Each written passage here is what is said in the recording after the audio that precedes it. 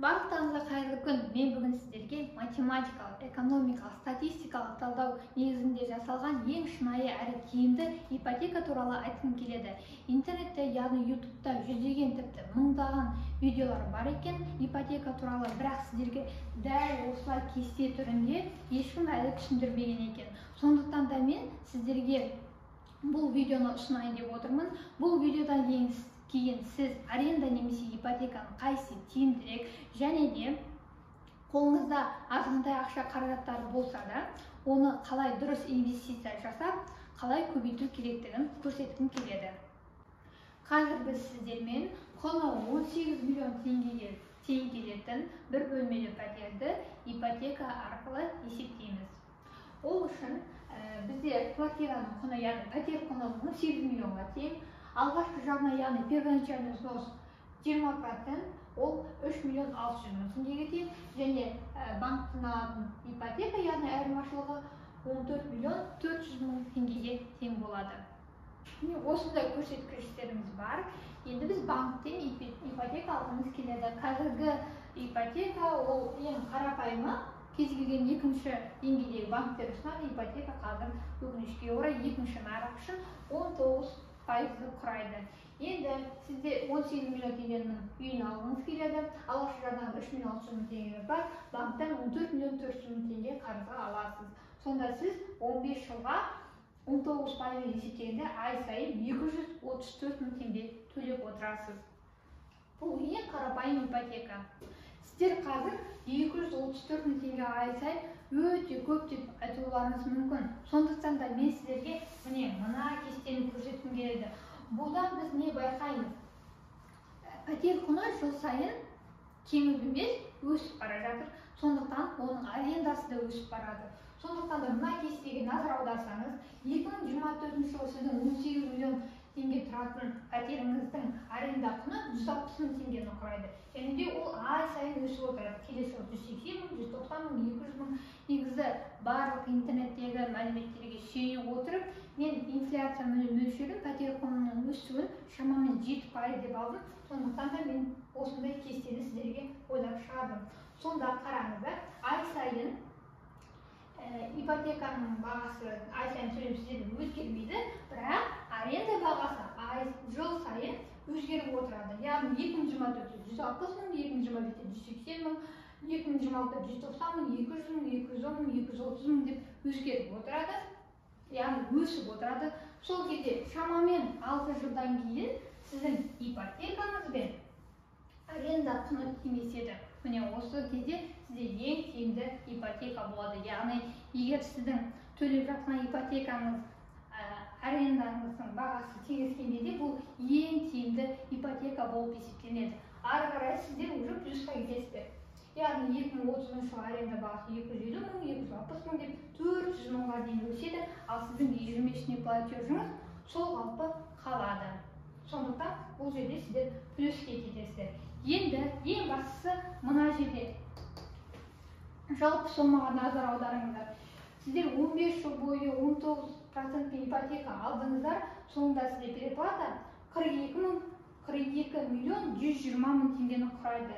Яғни сіздер банктен 14 миллион 400 мың теңге аласыздар, оның үстіне 28 миллион теңге қосып төлеп бересіздер. Бірақ егер сіздер ешқандай ипотека ештеңе алмасаңыздар, міне сіздерге мына кесте аясында сіздер 15 жыл бойы арендаға басқа біреудің қалтасына, яғни 49 миллион 200 мың теңгені беретін боласыздар. Ал мына жерде 42 миллион 120 мың теңге переплата болғанымен, сіздер соңында 2038 жылы 46 миллион 500 мың теңге тұратын пәтеріңіз сіздің қалтаңызда қалады. Сондықтан сіздер төлейсіздер, ал ең соңында сіздер пәтер өзіңіздікі болады. Ал арендаға тұрсаңыздар, аренданың ақшасын төлейсіздер, бірақ өзіңізге соңында ештеңе қалмайды.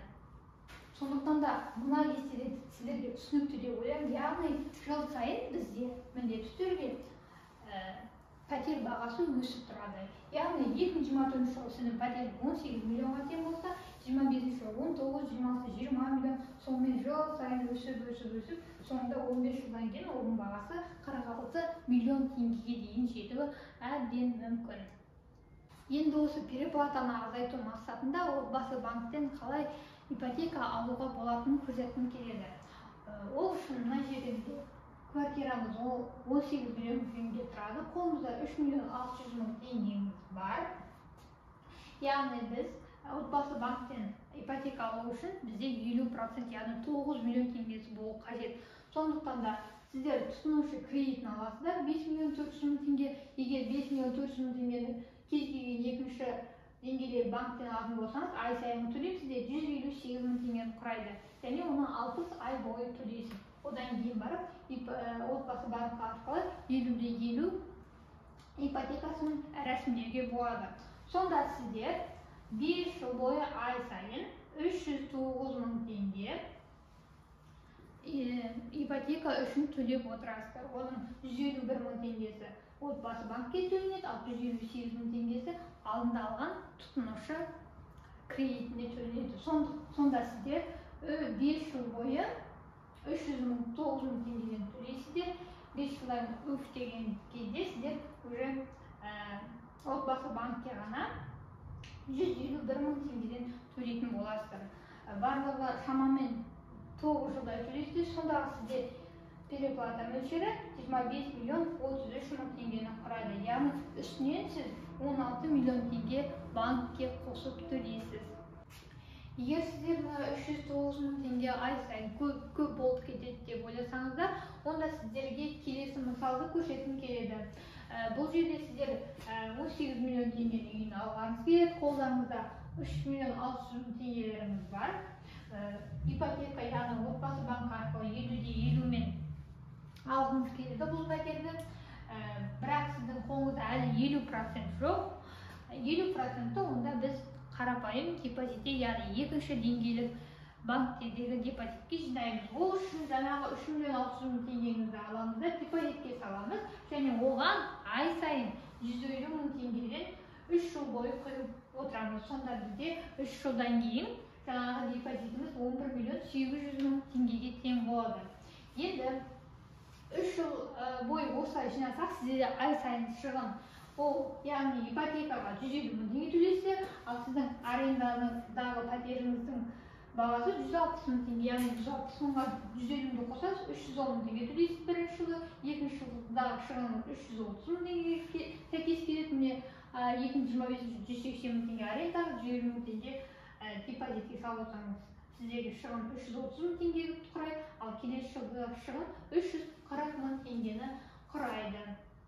Енді біз 3 жыл бойы депозит ақшаны жинадық, бізде депозит 11 миллион 800 мың теңгеміз бар. Енді 18 миллион теңгенің үйін алам десек, ол уже 2026 жылы, яғни 3 жылдан кейін 20 миллион 700 мың теңгеге бағасы көтеріліп кетті. Сондықтан біз 50-50 алғандықтан, яғни осы 20 миллион 700, яғни 10 миллион 350 мың теңгені отбасы банк арқылы рәсімдейміз. Сол кезде біздегі ай сайынғы шығын 172 мың теңге, яғни ипотекасы ай сайын сіз 172 мың теңгеден төлейсіз, шамамен 9 жылдай төлейсіз.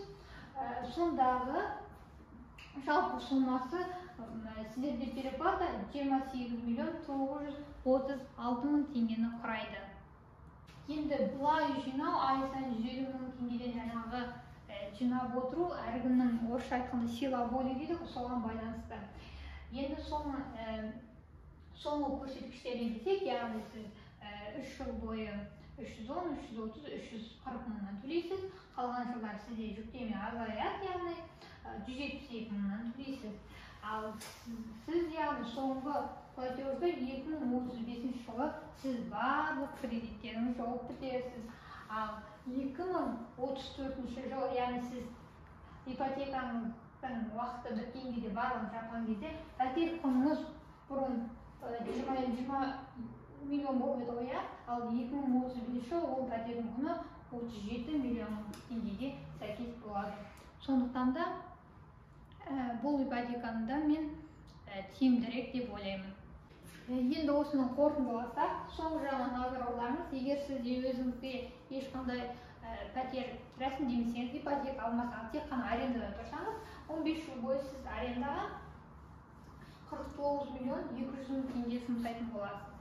Ал егер сіз ипотека рәсімдесеңіз кез келген банк арқылы 19%-мен, онда сіздің шығыныңыз 42 миллион 120 мың теңгені құрайды.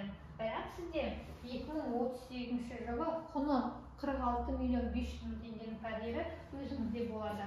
Егер тұтынушы кредитін алып, одан кейін отбасы банк 50/50-мен рәсімдейтін болсақ, онда переплата 25 миллион 33 мың теңгені құрайды. Ескере кететін жағдай, сіздер ипотека рәсімдеу үшін барып жаңағы аласамайсыздар, олар міндетті түрде сіздің төлем қабілеттіліктеріңізді тексереді. Яғни мына жерде қарапайым ипотека 19% алатын болсаңыз, 234 ай сайынғы төлем болса, сіздің доходыңыз, яғни кірісіңіз, зарплатаңыз ай сайын шамамен 500 мың теңге болу керек, яғни 2 есе көп болу керек. Мына жерде 309 мың теңге сізге одобрить ету үшін, яғни ай сайынғы төлеміңіз 309 мың теңге болса, яғни сіздің доходыңыз, кірісіңіз мына жерде 600-700 мың теңге болу керек. Енді мына жерде тұтынушы кредитін алмаймын, ай сайын депозитқа 150 мың теңге салып отырамын, намысқа тырысып, өзім жинақтайтын дегендерге мына жерде кестеде көрсетілді. Ай сайын шығындары бұл жерде переплата 28 миллион 936 мың теңгені құрайды. Енді осы видео сіздерге ұнаса, пайдалы болса, лайк басыңыздар, каналға тіркеліңіздер. Және де тағы да сұрақтарыңыз қалса, комментарийға жазыңыздар. Назарларыңызға рахмет.